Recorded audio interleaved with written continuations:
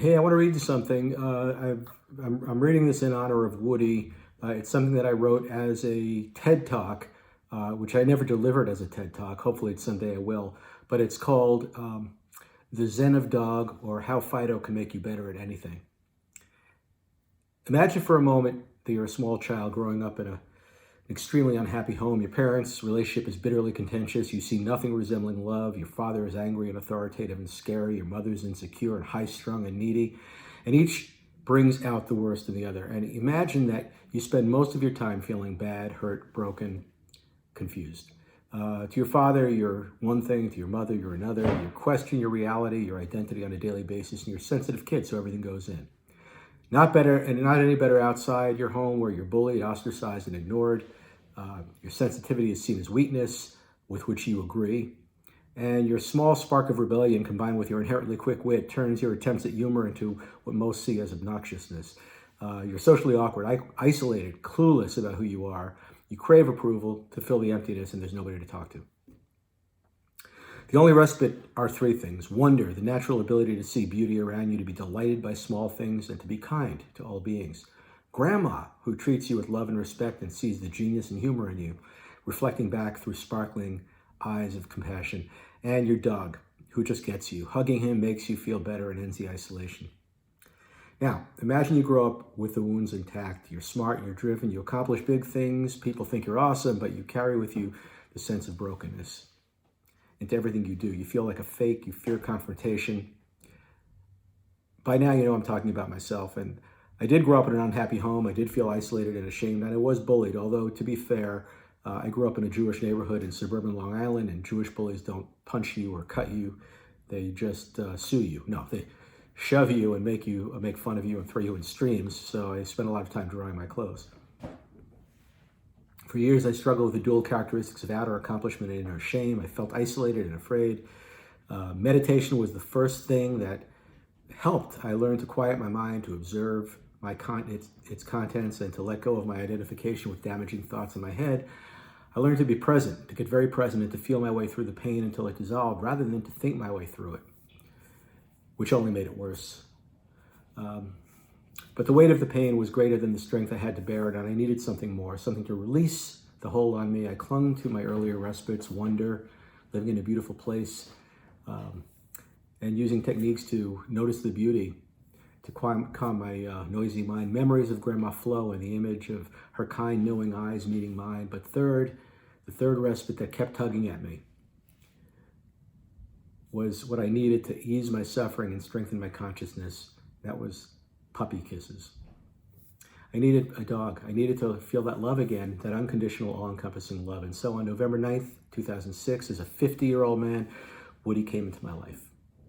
He arrived in a crate from a traumatic trip, and from the moment our eyes locked and I freed him from his befouled cage, everything changed.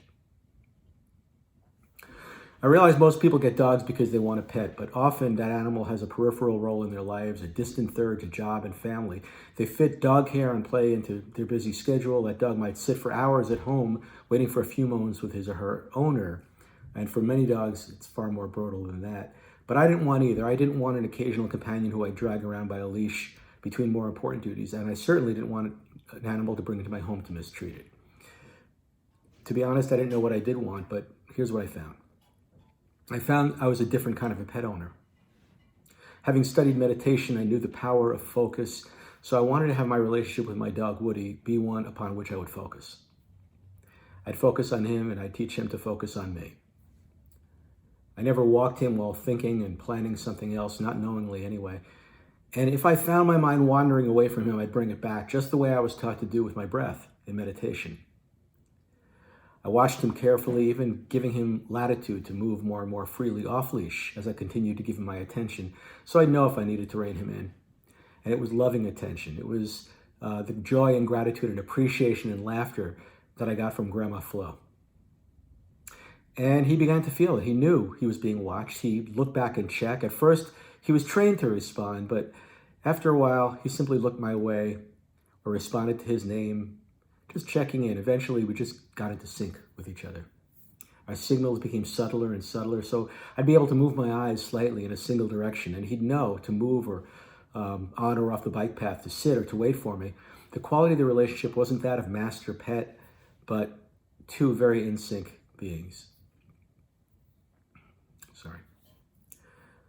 To this day, others notice this when they see us, or did until last week. I've been asked by strangers if I can train their dog to be that way, but it's not just about training. It's not that he's obedient, he's connected. So I tell them, if you want your dog to be that connected, you need to be willing to make the connection. What I've learned from this relationship is that this isn't an isolated thing. How I've learned to be with Woody has had a direct impact on everything I do and everyone I meet. This extends to sales, teaching, healing, success, happiness. For example, I've learned that you can't control anyone, but you can influence them. And it's always easier when there's mutual respect, appreciation, and admiration, and attention.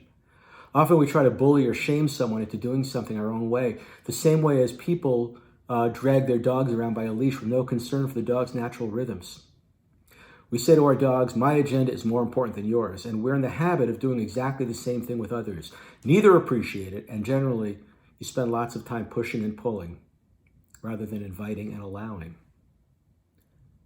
Number 2, curiosity is more important than control. Every morning we left the house, Woody chose the route, and I followed him with curiosity and delight. I didn't nudge him or drag him or, God forbid, mindlessly pull him in a single direction without noticing his intention. I only took over when it was necessary. Otherwise, I got the delight of discovering his mind.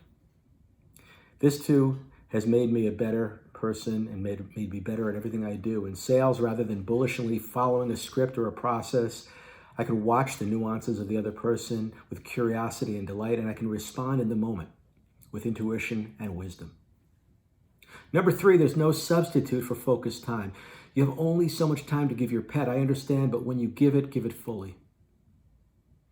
Don't give half of your attention to your dog and the other half to the phone call. Respect the relationship and know that your dog is aware of how much love you're giving in one moment and how much presence. If you're not attending to them, they won't stop loving you, but they will be sadder for it. Practicing this has made me a better listener. I give more of my attention to everyone. And I watch for subtle signs that my mind's wandered because I want you to know that I'm with you 100%. This is especially important when dealing with people who are wounded, who are broken, who are marginalized, who are used to being ignored. When I was isolated in my misery, what would have saved me was being heard, cherished, and appreciated. That's what Grandma Flo gave me. And that's what Woody taught me to give everyone. Number 4, jealousy is a disease of the mind. Your dog is not your dog. He belongs to the whole world. He's his own being. When Woody and I went to the dog park, others came to meet him and give him love, and he gave it back because he had no question about the love I had for him. We had what Joseph Chilton Pearce called an unthreatenable matrix. Since we didn't create drama, I became averse to drama in other areas of my life. I'd learned to look for the small-minded tendencies, jealousy, envy, petulance, and to say that none of them come from the highest place. They represent lack and scarcity mentality, and when I fill myself with appreciation, they have no place in my life whatsoever. Number 5, love is a two-way street. If you give love to your dog, you'll not just get more from them, but you'll find yourself giving more to yourself and to others. It's self-generated. And your willingness to delight in your dog's antics and every move will make you a more appreciative person in general, which not only produces an effect on others because we like appreciative people, but it is its own reward. Number 6, being here now. Be here now has power. When I watched Woody sniffing and listening his way through a walk, I knew that he was doing what animals are meant to do. He used his senses so well because he didn't get caught up in thought like we do. The thinking mind separates us from reality, so I learned to model his sensory acuity, to come to my senses in the very literal sense, to get out of my head and into my body. And so I'm better prepared to meet the challenges of my day. I strive to be like a predatory animal, completely attentive and in tune with nature rather than caught up in my head to leave my mind behind. When I made my walks and exercise in absolute presence, I was rewarded in untold ways. It's about developing reverence for the moment, reminding myself that here and now is always better than there and then. And finally, silence is golden. When I walked with Woody without distraction, my mind grew quieter, partly because I modeled Woody's silence and partly because the act of riveting my attention on him quieted my restless mind. I started to experience something I never found comes easy to me, and that is stillness. Give presence that you might learn presence. Watch your dog so you might know what it is to watch. Understand that this dog is a gift from God, a cherished and remarkable being that can transform your life, but only if you're willing to let it transform and transform its life. And here's what I'll promise you.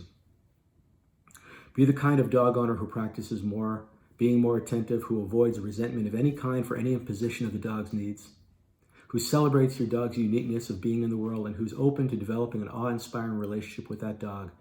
Your life will change. Your heart will open and melt. You'll peel away layers of armor and feel free. You'll be more attentive to others. You'll see beauty where you only saw aggravation. You'll find humor and delight in places you never saw it before. You'll influence others through curiosity rather than control, and you'll feel the isolation of your life dissolve into thin air. And you'll let go of the exhaustion and defeat that you might have felt before, because focused attention centers and calms you. So if your job is overwhelming you, the Zen of Dog can release you. So I pose a question to you. What if you became a conscious doggy daddy or mommy? What if you gave more and got more back? If you own a dog now, what if you applied these principles tonight? If you don't, what if you went to the Humane Society and started this journey tomorrow? Or if dog ownership isn't your thing, what if you took these principles and found a way to make them central to your life, maybe by how you treat your neighbor's dog, or your neighbor, or your kids, or yourself? Whether you grew up as I did in a dysfunctional family and have felt broken and alone, or grew up as a high achiever but never slowed down enough to see if what you were achieving was what you really wanted. My experience is that conscious dog parenting is transformative. Through every glance, every smile, every effortless communication, and especially every puppy kiss, you'll smile more and become better at everything. And as I read these words to you and reflect on the 14 wonderful years I spent with Woody, learning from him, teaching him, bonding with him, giving him my undivided attention, my love, and receiving it from him, I can look back and have no regrets. I can feel full, even though right now there's a lot of sadness and a lot of emptiness in my heart, and it hurts. At the same time, I know beyond a shadow of a doubt that we squeezed every bit of juice out of life together. That this dog, this being, this partner gave and received abundantly, and that I was always there. And my wish for you is that you will always be there and will remember and know that that's who you were to your dog and to those other people in your life that you touch. Woody's not here now to give me the opportunity to focus my love and attention in one place. And so I'm now beginning to figure out, what does it look like to move into the world as a solo operator, as a bachelor? How do I give the love I gave him? How do I give the attention I gave him to everyone and everything? This is Woody's gift to me. This is my honoring of Woody, to read this to you. And I just wish you all the very best. Thanks.